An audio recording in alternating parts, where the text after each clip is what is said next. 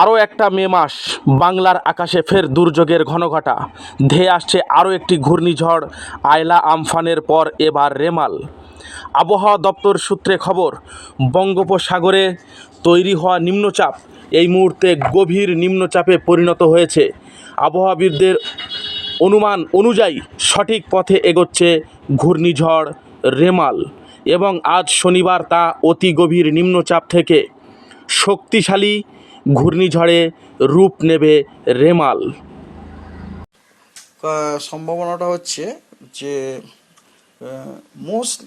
Mostly Bangladesh coast, তবুও কথা হচ্ছে ওখানে একটা ক্ষীণ সম্ভাবনাও আছে যে আপনার বাংলাদেশ এবং কি বলে ওয়েস্ট বেঙ্গল কোস্টে হিট করার।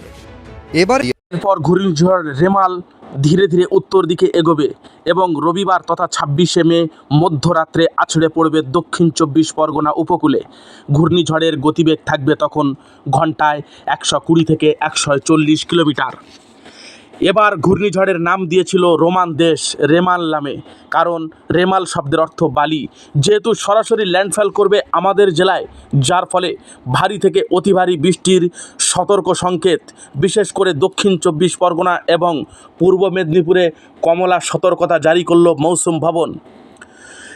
এর পরোক্ষ প্রভাব পড়বে উত্তর 24 পরগনা, নদিয়া, হাওড়া, ঝাড়গ্রাম, হুগলি এবং সাথে চলবে 50 থেকে 70 কিলোমিটার বেগে ঝোড়ো হাওয়া।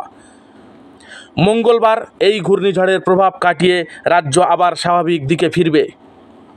মনে রাখতে হবে, এই ঘূর্ণিঝড় বিশেষ করে তছনছ করতে পারে দক্ষিণ 24 পরগনার সুন্দরবন উপকূল এবং হাওড়া 26 তারিখে আপনার অরেঞ্জ ওয়ার্নিং দেওয়া হয়েছে, বুঝলেন।